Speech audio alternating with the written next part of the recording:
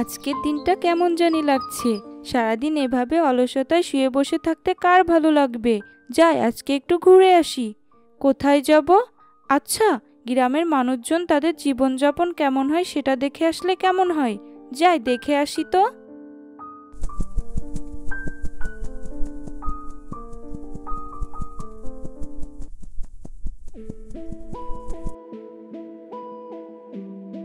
এবার গোনা কি শেষ হলো কালু? না সাহেব, আর কিছু বাকি আছে, শেষ করেই জানাচ্ছি আপনাকে। তাড়াতাড়ি কর, সামনের বছরে খাজনার পরিমাণ আরো বাড়াতে হবে, না হয় বাগান বাড়িটার কাজটা শেষ করা যাবে না। হ্যাঁ সাহেব, আর আজকাল তো এই গায়ের লোকদের তো খেয়ে পড়ে ভালোই দিনকাল যাচ্ছে, খাজনা বাড়লেও তা দিতে সমস্যা হবে না। আর হ্যাঁ শোনো, রাধুনিকে বলে দিও আজ যেন চিংড়ির মালাইকারি আর ইলিশের ঝোল করে, দিনভর মাংস খেতে আর ভালো লাগে না। হ্যাঁ সাহেব, আমি জানিয়ে দিচ্ছি এখনই। হ্যাঁ তাই করো। গ্রামের সবাই বুঝি এভাবে ভুরিভুজ করে? তারা সবাই কত শান্তিতে খাবার খেতে পারে। খাবারের সন্ধানে তাদের কোনো কাজই করতে হয় না। তারা তো সবাই অনেক আনন্দে দিন কাটায় তাহলে। আর আমাদের কতই না কষ্ট করতে হয় একবেলা খাবার জুটাইতে।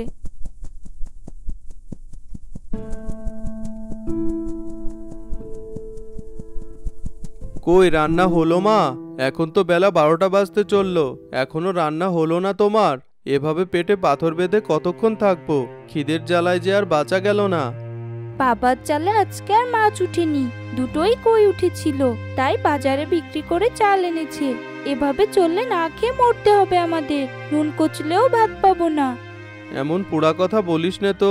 আজকে উঠিনি তো কি হয়েছে, কাল ঠিকই উঠবো। মাঠের ফসলগুলো উঠলে তখন আর অভাব থাকবে না। তা তুমি কেমন যত্ন নাও ফসলের দাদা? সারাদিন তো শুয়ে বসেই থাকো, এভাবে কি আর ফসল ঘরে তুলতে পারবে নাকি? ছুটকি, এভাবে তুই আমাকে অপমান করছিস কিন্তু। আজকে আর কাজেই যাব না বলে দিলাম আমি। এবার থাম তো তোরা। ছুটকি, দাদাকে এভাবে বলতে নেই, ও বয়সে বড়।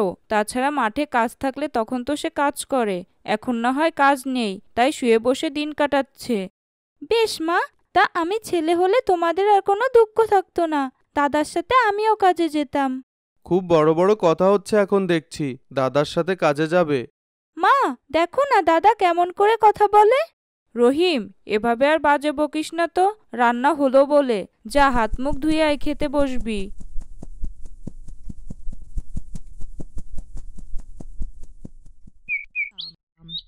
মা, বাবা কোথায়? খাবে না?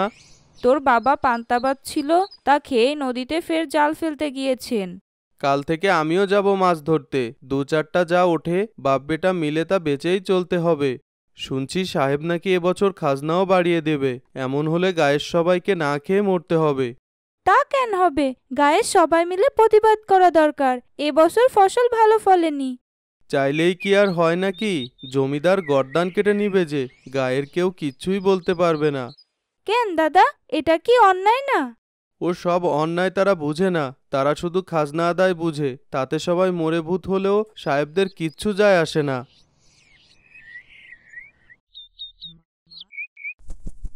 গায়ের সবাই অনেক বৈষম্যের শিকার যে। একই গা, অথচ একজন ইলিশ মাছ খায়, অন্যজন নুন কচলে খায়। জমিদারকে এবার শিক্ষা দিতেই হবে একটা।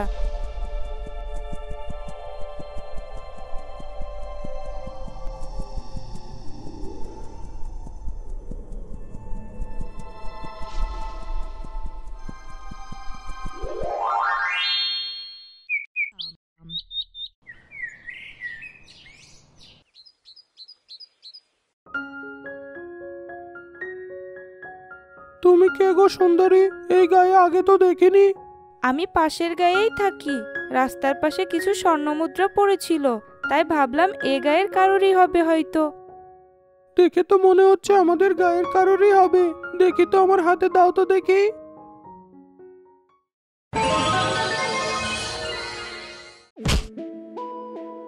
সাহেব, আপনি এখনই হুকুম দেন, আমি তার গর্দান কেটে দিচ্ছি।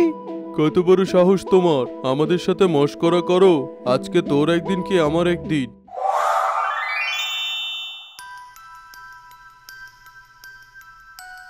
গায়ের মানুষেরা না খেয়ে মারা যাচ্ছে, আর তুই তাদেরকে শোষণ করেই যাচ্ছিস। বেশি খাজনা আদায় করতে চাচ্ছিস তাদের থেকে। আমরা আর এমন করব না, আমাদের হাতটা ঠিক করে দাও। আমি তোমাকে কথা দিচ্ছি, আমি আর কখনো খাজনা বাড়াবো না, গায়ের লোকদের সাথে অন্যায় করব না, আমাকে ক্ষমা করে দাও। আচ্ছা বেশ, মনে রাখিস তবে এরপর তাদের সাথে অন্যায় করলে তোদের হাত আমি ভেঙে দিব। এবার বলো তো এই গায়ে কোথায় তাজা মাছ পাওয়া যায়? আমি তাজা মাছ ছাড়া কিচ্ছু খাই না। এটা কেমন মানুষ রে বাবা? কারণ আমি পড়ি। তুমি তো দেখছি পরি, আমাদের মেরো না পরি, তুমি যা বলবে আমরা তাই করব। তা করতে হবে না, তুই শুধু বল কোথায় পাবো আমি তাজা তাজা রুই মাছ। এই গায়ের পশ্চিম দিকে একটা নদী আছে, নদীতে একদম তাজা তাজা রুই মাছ পাওয়া যায়।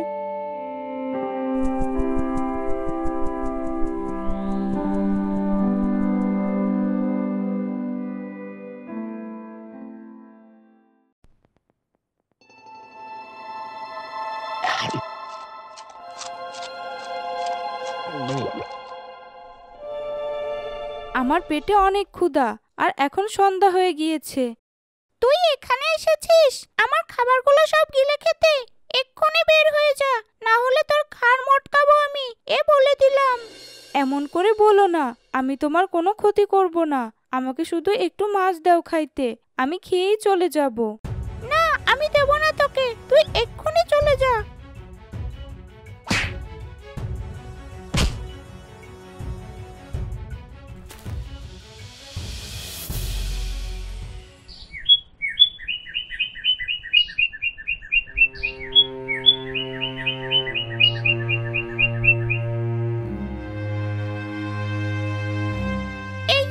শোনো, রাতে বেশ ব্যথা পেয়েছিল ডানায়, আমায় ক্ষমা করে দিও তুমি। না না, এভাবে বলো না তুমি, আমাকে শুধু একটু খেতে দাও, তাহলেই হবে। তা দিব খেতে, তুমি আগে বলো তো তুমি আমাকে ক্ষমা করে দিয়েছো, না হলে যে আমার আত্মা শান্তি পাচ্ছে না। ও পরি, আমাকে ক্ষমা করে দাও তুমি, আমি আর কখনো এমন করব না তোমার সাথে। আচ্ছা বাবা বেশ, তবে আমি ক্ষমা করে দিলাম তোমায়, এবার আমায় একটু মাছ খেতে দাও। তুমি থাকো এখানে, আমি মাছ এনে দিচ্ছি।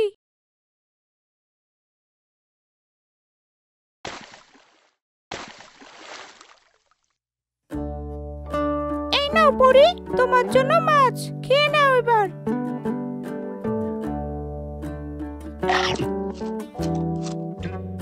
তুমি অনেক ভালো, খুব খিদে পেয়েছিল আমার, আমি তোমার এই উপকার কোনোদিনও ভুলবো না।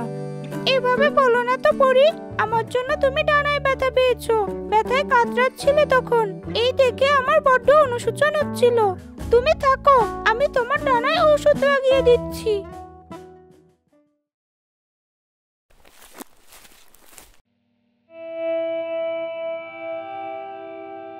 তুমি এত ভালো কেন বলো তো? আমার জন্য কত খাটুনি খেটে যাচ্ছ। এইটুকু আমাকে করতে দাও, না হয় আমি নিজেকে ক্ষমা করতে পারবো না। এবার মনে হচ্ছে ব্যথা সেরে যাচ্ছে। হ্যাঁ, ব্যথা সেরে যাবে এবার তোমার। এভাবে শাকচুন্নির আর পরীর বেশ ভাব জমে যায়। পরী মাঝে মধ্যে শাকচুন্নির কাছে আসে, শাকচুন্নিও তাকে তাজা তাজা মাছ দিয়ে আপ্যায়ন করে। তারা গল্পগুজব করে সময় কাটায়।